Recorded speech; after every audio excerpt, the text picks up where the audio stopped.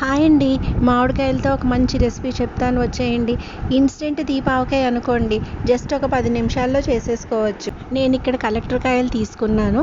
బాగా వాష్ చేసేసుకొని, తుడిచేసుకొని, ఆరిన తర్వాత చెక్కు తీసుకొని, చిన్న చిన్న ముక్కలు కోసుకొని, ఆ ముక్కలు కూడాను ఒక అరగంట సేపు ఫ్యాన్ కింద బాగా ఆరబెట్టేసుకుంటే తడి అంతా పోయి ఆవకాయ పాడవకుండా ఉంటుంది.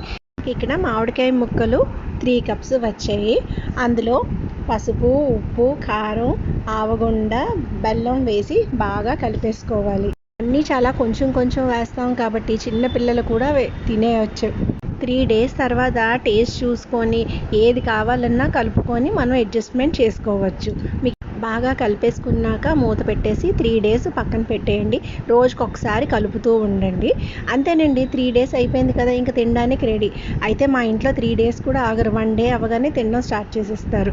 ఎందుకంటే మనం చెక్కు తీసేసాం, చిన్న చిన్న ముక్కలు కోసేసాం కదా, తినడానికైతే చాలా బాగుంటాయి. టిఫిన్స్లో, రైస్లో చాలా బాగుంటుంది. అయినా గ్లాస్ బాటిల్లో స్టోర్ చేసుకొని ఉంచితే బయట అయితే 1 మంత్ పాడవకుండా ఉంటుంది. ఫ్రిడ్జ్లో పెట్టేసుకుంటే 1 ఇయర్ కూడా పాడవకుండా ఉంటుంది. చాలా ఈజీ కదా, ఒకసారి ట్రై చేయండి. జనరల్గా ఆంధ్ర సైడ్ ఎక్కువ చేసుకుంటూ ఉంటారు.